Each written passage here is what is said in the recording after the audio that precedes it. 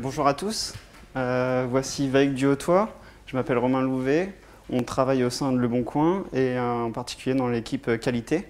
Donc l'objectif de cette présentation c'est vous montrer les différents tests qu'on est amené à faire au sein de Le Bon Coin.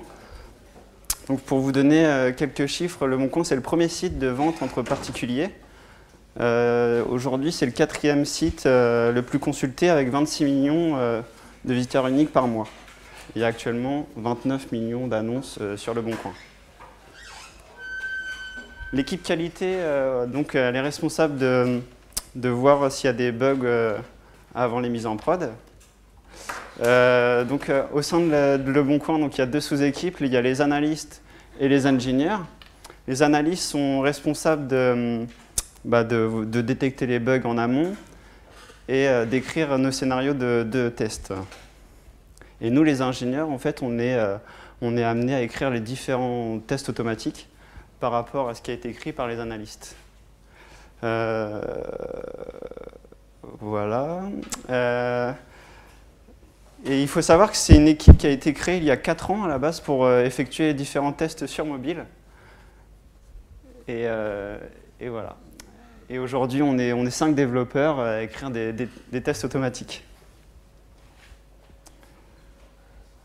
Alors, nous, on est amené à tester le site web et les deux applications mobiles, iOS et Android. Pour cela, on utilise différents outils pour nos tests auto.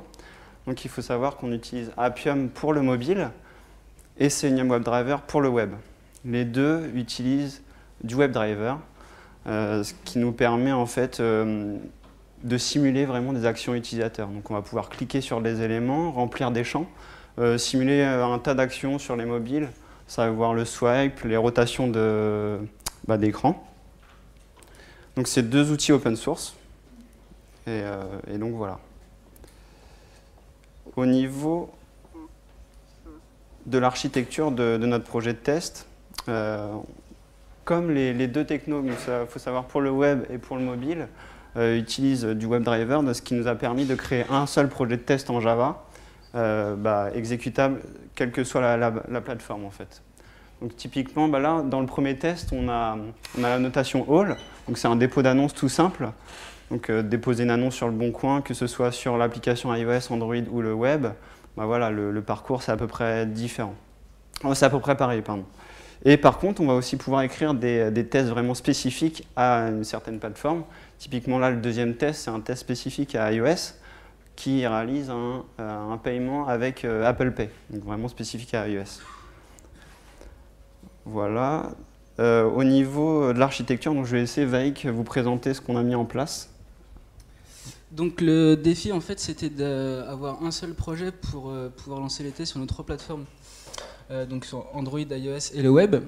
On est parti en fait sur le seul design pattern qui existe pour écrire des tests sur IHM, qui s'appelle le Page Object Pattern, qui consiste à séparer vraiment le parcours utilisateur que l'on veut faire des interactions sur les pages, sur les écrans. Donc on va avoir voilà, différents objets qui vont présenter l'écran de login, l'écran pour déposer une annonce, l'écran pour payer, avec vraiment les éléments qui se trouvent sur cette page-là et les actions qu'on veut y faire. Et du coup, dans le test, ça va vraiment être le différent parcours avec le jeu de données. Nous, on a juste commencé par mettre un niveau supplémentaire en ajoutant la notion de stories. Tu peux. En fait, ce qu'on a voulu, c'est séparer vraiment la logique métier des tests pour garder uniquement des tests où on va gérer juste le jeu de données qu'on va utiliser et vraiment séparer voilà, comment est-ce qu'on fait un login avec les vérifications qu'on veut faire, qu'est-ce qu'un dépôt, donc on va remplir les photos, ce genre de choses. Voilà, donc pour vraiment séparer la logique métier du jeu de données de test. Et ensuite, il y a eu la question de comment est-ce qu'on va interagir avec la bonne plateforme. Donc là, on va avoir la notion de page spécifique à la plateforme. Donc on va plus juste avoir une login page, mais on va avoir une page pour Android, une page pour le web et une page pour iOS, avec les bons éléments, les bons sélecteurs, les bons ID, les bons names pour interagir avec la bonne plateforme. Du coup, dans la story, en fait, un login, ça reste, on rentre un username, un password, on clique sur le bouton valider, mais en fonction de la plateforme, ça va appeler la bonne page pour faire les bonnes interactions. Le problème, c'est que au final, 80-90% des éléments sont les mêmes, quelle que soit la plateforme, une page de login, on va retrouver les mêmes éléments. Et ce qu'on ne voulait pas, c'est avoir à dupliquer, à écrire 3 fois les mêmes choses. Donc c'est là qu'on va rentrer la notion de page globale, où on va pouvoir mettre tout ce qui est commun à nos 3 plateformes. Et tout simplement, on va instancier cette page-là de la bonne façon, en fonction de la plateforme. Ça veut dire qu'on va avoir nos 3 éléments. Je reprends l'exemple du login, username, password, le bouton valider. Et si on veut exécuter sur Android ou si on veut exécuter sur iOS, on va juste instancier la page globale avec les bons sélecteurs et pour avoir les bonnes interactions en fonction de la plateforme. Et ça nous permet vraiment de mutualiser le code et de ne pas avoir de duplication, de ne pas écrire plusieurs fois la même chose, en gardant quand même cette notion de page spécifique pour des éléments qui vont être spécifiques à telle ou telle plateforme ou pour des comportements différents entre les plateformes. Et du coup, je vais relaisser la parole à Romain qui va nous expliquer comment et à quel moment on lance ces tests. Voilà, alors je vais vous présenter l'intégration continue, vraiment au niveau des tests chez nous quand ça arrive.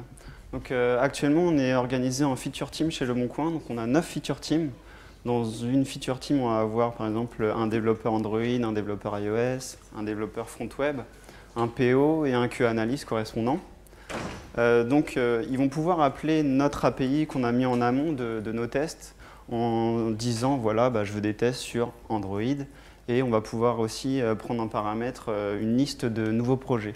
Voilà, quand ils livrent une nouvelle feature, voilà, ils passent le tag de leur nouveau projet. Comme ça, nous, derrière, on va lancer les jobs correspondants dans Jenkins pour lancer les différents tests propres à leur feature team. Donc chaque job va derrière aussi créer un rapport dans TestRay. Ça, c'est utilisé pour les QA analystes. Donc c'est là-dedans que les QA analystes décrivent tout leur parcours de test. Donc nous, en fait, on va pouvoir créer un test run là-dedans et voilà, dire si le test est en échec ou pas. On va pouvoir aussi intégrer un TAD selon la plateforme, donc intégrer par exemple des screenshots quand il y a des fails et aussi des vidéos. Donc les vidéos, on aura l'occasion de revoir avec Vaik, avec les Raspberry sur le mobile, comment on a fait ça. Alors pour que ça soit pour exécuter ces différents tests, donc, sur le web, on utilise Sauce Labs, qui est un SaaS qui met à disposition en fait, différentes VM pour lancer les différents tests sur tel navigateur et tel OS. Voilà, on va pouvoir lancer un test sur un Chrome d'une certaine version, sur un Windows 7 ou sur un Linux ou sur un Mac même. Donc chez eux, on a 10 VM. On a aussi choisi Sauce Labs. Il y en a un autre qui existe, il y a BrowserStack. On a choisi Sauce Labs car c'est eux qui financent Appium. Donc c'est ce qu'on utilise, c'est le framework open source qu'on utilise pour lancer nos tests mobiles. Alors ce qui est intéressant, c'est que chez eux, on a aussi déjà toute la notion de recording de la vidéo. Donc on va pouvoir rejouer le scénario web et on va voir les derniers screenshots. Voilà, ce qui est intéressant aussi pour les non-devs, en fait, les QA-analystes, ils voient directement ce rapport et c'est assez simple à comprendre. Par contre, ça n'existait pas il y a 4 ans en fait, le mode SaaS pour tester les vrais devices iOS et Android.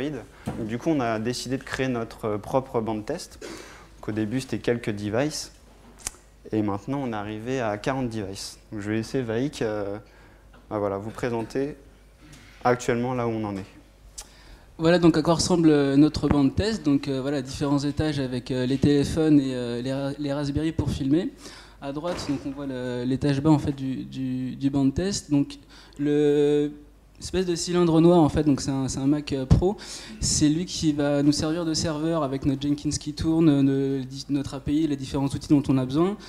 Et tous les téléphones Android sont connectés dessus avec les différents serveurs Appium pour lancer les tests. Et la pile de Mac Mini, ça va être pour les iPhones. Parce que politique Apple oblige, on est obligé d'avoir un Mac pour contrôler un iPhone. Donc comme on a 10 iPhones, on est obligé d'avoir 10 Mac Mini. En espérant que ça change dans le futur, mais pour l'instant c'est comme ça.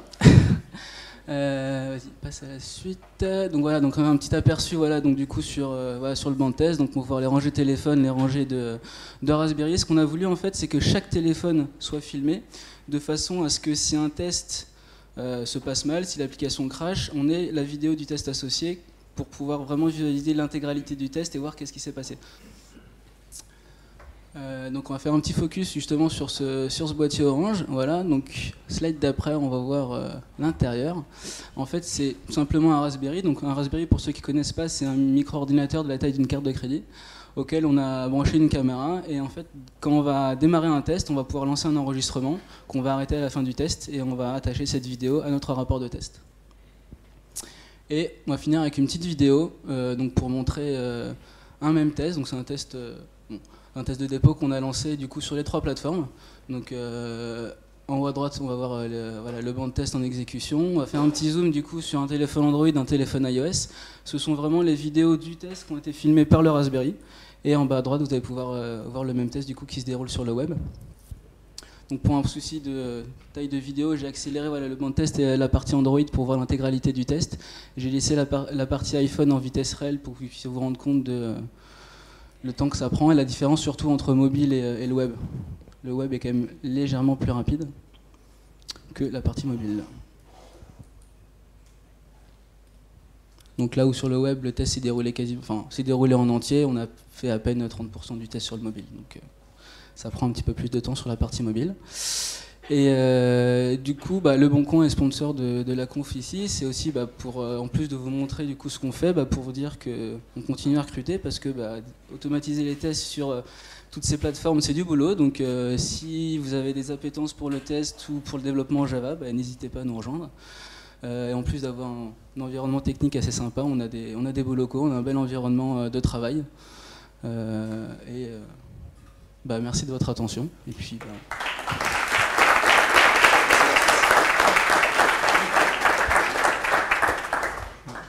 Et la presse va être sur mon Twitter dans les minutes à venir.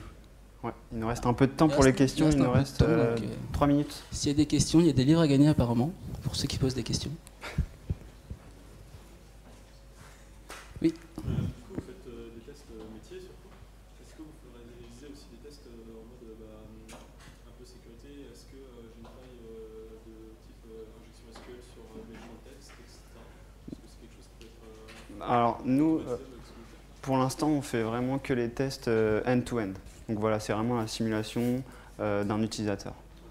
Mais ça, ces tests-là, chez nous, c'est plus l'équipe back-end et SRE qui sont amenés à faire ces tests-là. Voilà. Ouais. Donc, en plus des vidéos, vous avez un rapport de test à faire? Oui. Oui, en fait, il y a un rapport dans Jenkins où en fait, dans chaque test, on va attacher le log d'erreur, le log de test, la vidéo et le dernier screenshot. Voilà, en fait, le but, c'est que nous, on ne regarde pas en tant que dev ces rapports. C'est vraiment les QA-analystes qui sont non-dev et qui lisent ce rapport de test. Voilà. Parce que nous, ça nous prend beaucoup de temps, en fait, sinon, d'interpréter ces différents rapports.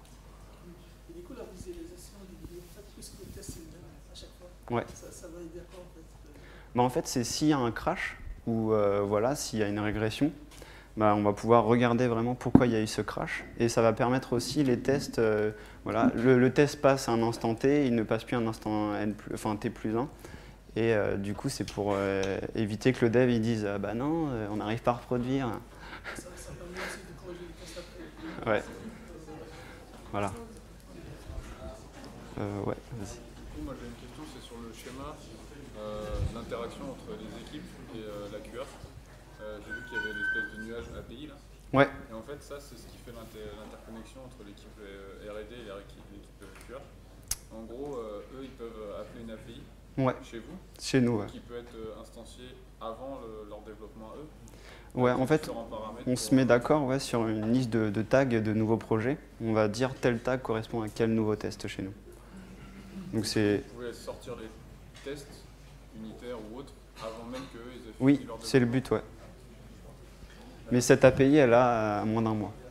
Donc, et puis les feature teams, c'est pareil, c'est un mois aussi chez nous. Ouais, donc on teste pas mal de choses. C'est quelque chose de nouveau, parce qu'en fait, du coup, on a toute une base de tests de non-agression pour voir s'il n'y a pas eu de bugs dans le système. Donc, quand ils vont développer un nouveau projet, quand ils vont refactorer une certaine fonctionnalité du site, nous, il faut qu'on sache du coup ce que contient la livraison pour du coup lancer la non-régression sur tout le reste et lancer les tests sur le nouveau projet. Donc, c'est grâce à l'appel à cette API qu'on va savoir quel test lancer. Ok, mais du coup, quand il y a une feature ou une modification, un bug à corriger, vous vous mettez d'accord avant de lancer et les devs et les tests pour qu'il y ait les mêmes choses qui soient faites en même temps. C'est ça, oui, voilà, en fait, on va se mettre d'accord avec les devs, nous on va essayer de préparer les tests en amont, du coup, comme ça, quand ils vont livrer, bah, les tests vont être prêts pour pouvoir, du coup...